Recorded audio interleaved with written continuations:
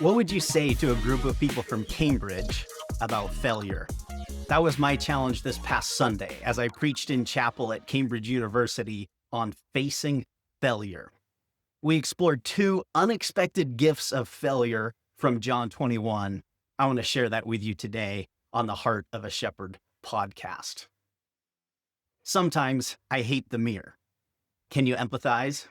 The mirror shows me when I'm putting on weight, or where my hair is thinning, or where I have wrinkles or zits or flaws. The mirror can be cruel, but it can also be kind. The mirror helps me notice if I have food stuck in my teeth before I step onto a stage. It helps me see if my hair is messed up before I lead an international Zoom meeting. Or it shows me the ketchup spilled down my shirt before I go downstairs to greet some guests. The mirror reveals myself to me, and there is great kindness in that. Our theme today, failure, is like a mirror. None of us like failure. It's painful, it's costly, it's often damaging. But like a mirror, failure can show us ourselves, and this is a tremendous gift.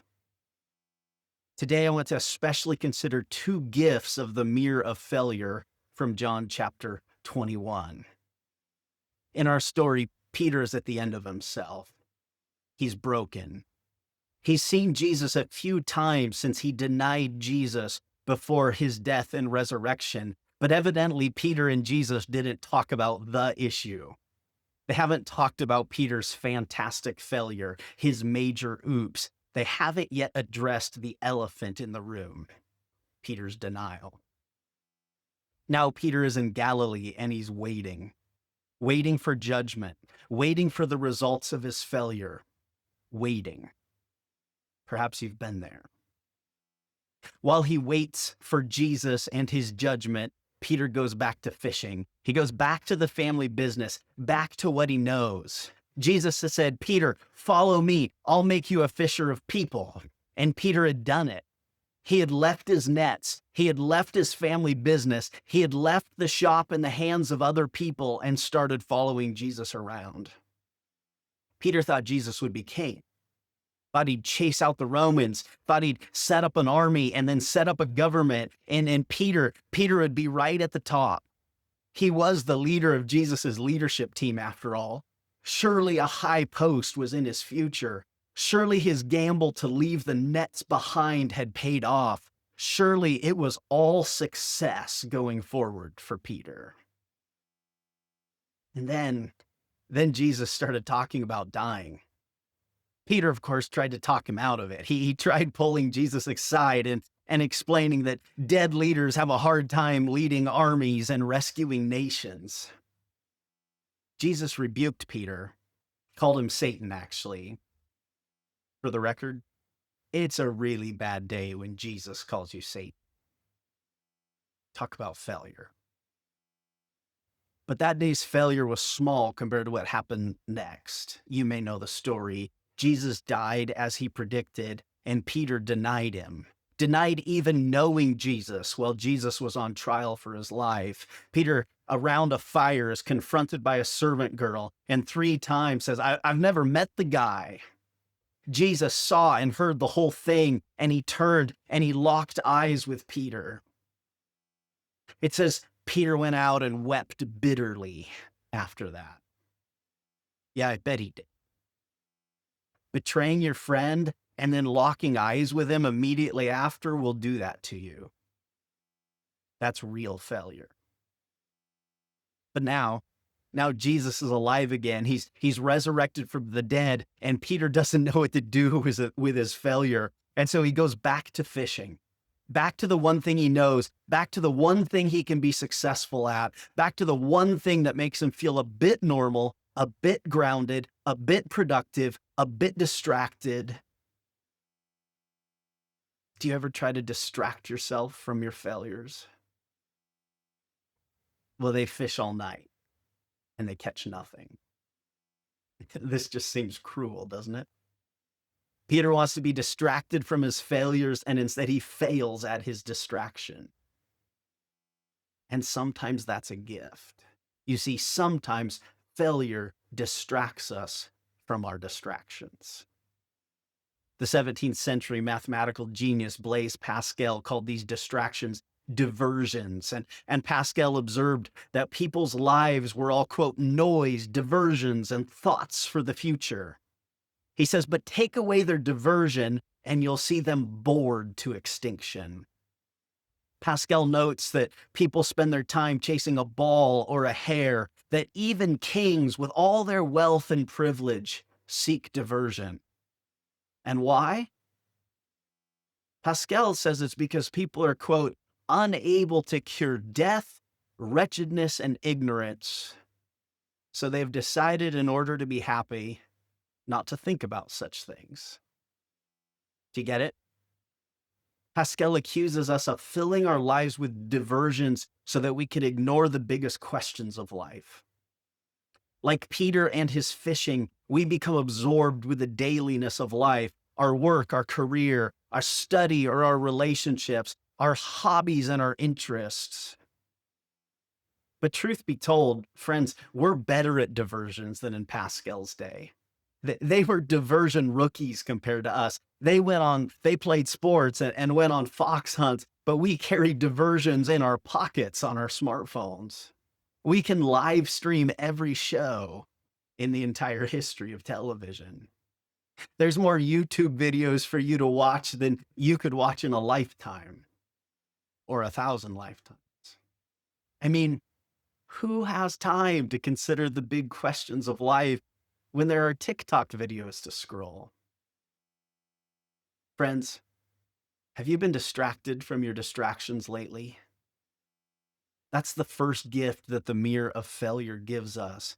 It distracts us from our diversions and makes us ask the big questions of life, if we let it. Are you asking the big questions of life? How did it all begin?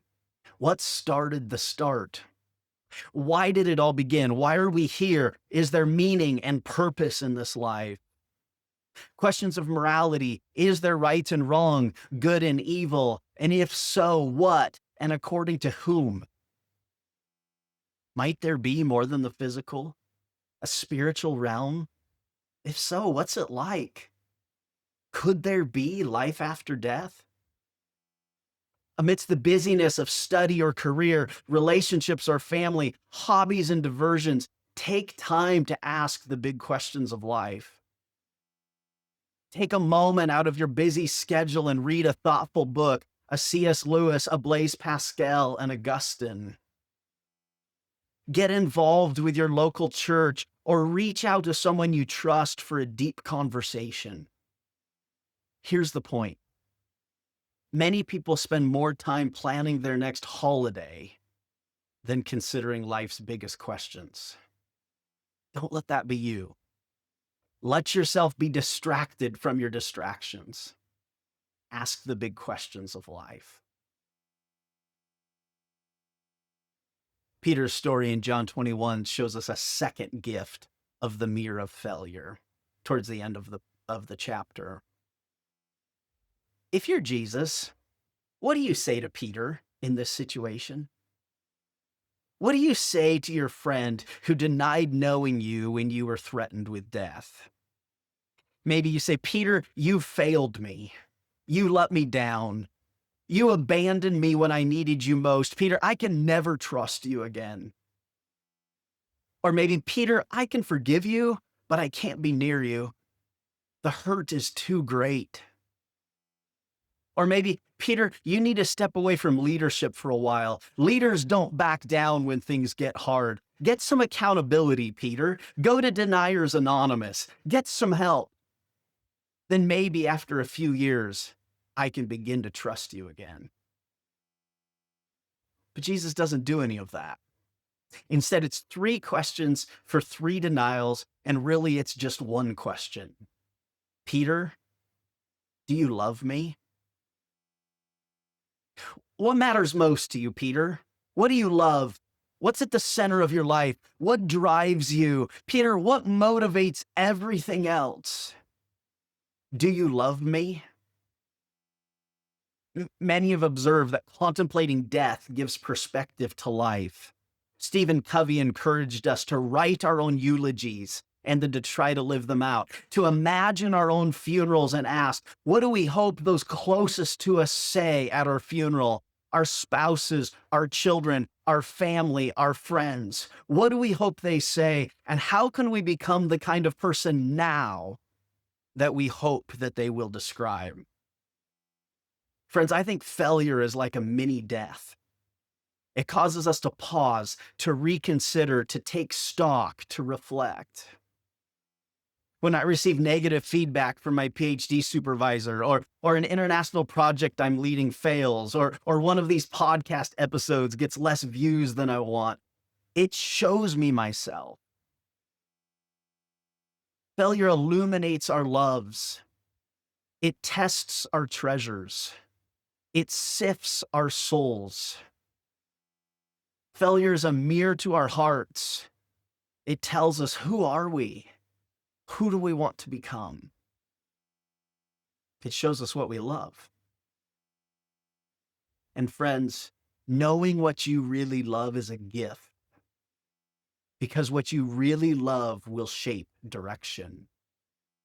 Your loves shape your life. Like a strong magnet pulling on a compass needle, our lives move in the direction of our deepest loves, our greatest values, our true treasures. Perhaps this is why Jesus asks Peter 3 times, do you love me? This is the second gift of the mirror of failure. It illuminates our loves if we let it. But Jesus' question doesn't just reveal something about Peter. It shows us something about Jesus. Do you love me? Jesus wants to be loved by Peter, not just obeyed, not just worshiped, not just acknowledged, loved.